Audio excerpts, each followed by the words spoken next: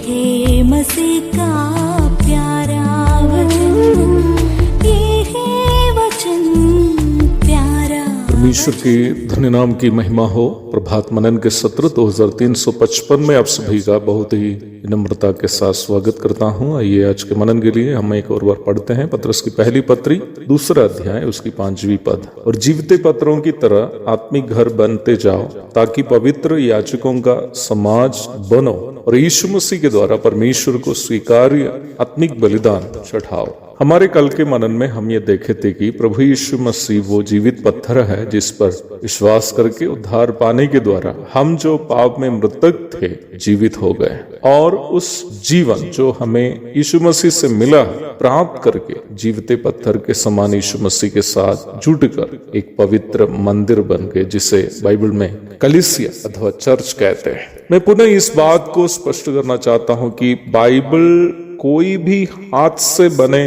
मकानों को चर्च या कलीसिया करके परिचय नहीं कराती है, वो चाहे कितने बड़े या छोटे क्यों ना हो। बाइबल के अनुसार हाथों से बने मकानों में प्रभु वास भी नहीं करता है। प्रेरितों के काम 17:25। वो ऐसा परमेश्वर है जो स्वर्ग और धरती पर भी समा नहीं पाता है। बाइबल में कलीसिया अथवा चर्च उद्धार प्राप्त मसीह विश्वासियों का समूह है, जिसका शिरोमणि स्वयं प्रभु यीशु मसीह है और जिसकी सैद्धांतिक नींव प्रेरित और भविष्यवक्ताओं के द्वारा सिखाई गई शिक्षा है। फीसी 2:20, कुलोसी 1:18। जब पत्रस उद्धार प्राप्त मसीह विश्वासियों से कहता है कि जीवते पत्रों की तरह आत्मिक घर बनते जाओ ताकि पवित्र याजकों का समाज बनो, इसका ये मतलब नहीं है कि वे लोग अभी तक आत्मिक घर या पवित्र याजकों का समाज नहीं बना है, इसलिए अभी बनना है, बल्कि इसका अर्थ यही है कि यदि आप आत्मिक घर और पवित्र याजकों का समाज बन गए हो तो उसके अनुसार व्यवहार करो, उसके अनुसार के जीवन बिताओ।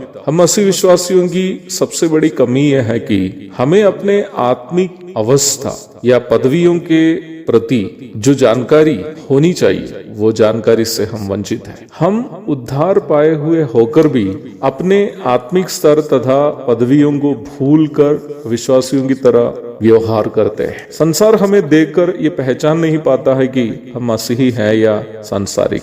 इसलिए पत्रस कह रहा है कि प्रभु ने तुम्हें अपनी संगति में लाकर एक आत्मिक घर बना दिया, तो तुम्हें चाहिए कि उस आत्मिक घर की तरह व्यवहार करो। यहाँ विश्वासियों के समूह को ही घर शब्द से समझाया गया है, क्योंकि मसीही विश्वासियों के जीवन हमेशा कलीसिया के साथ संगति में है या संगति में होना चाहिए। आत्मिक बढ़ोतरी के लिए संगति एक अनिवार्य बात है। संगति से दूर तब ही लोग रहते हैं जब उन्हें प्रभु की उपस्थिति में आने का हियाव नहीं होता है। मैं उन लोगों के बारे में कह रहा हूं जिसका सेहत तथा परिस्थितियां संगति रखने के लिए अनुकूल है। यहूदा इस्करियोती जब उसको यीशु मसीह को पकड़वाना था, प्रेरितों की संगति से बाहर जाते हुए हम वचन में देखते हैं यूहन्ना 13:30। आत्मिक घर बनते जाओ कहने का दूसरा तात्पर्य है कि घर की मजबूती प्रत्येक ईंट पर जिससे मकान बनाने के लिए उपयोग किया है निर्भर है। एक भी ईंट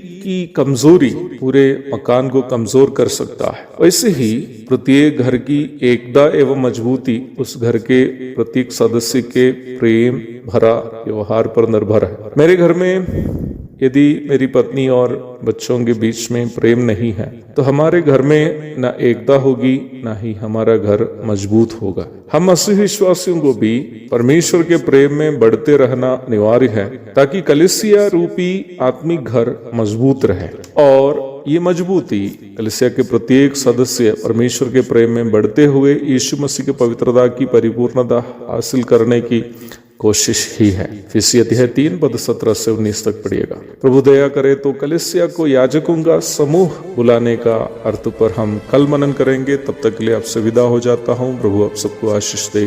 आमीन।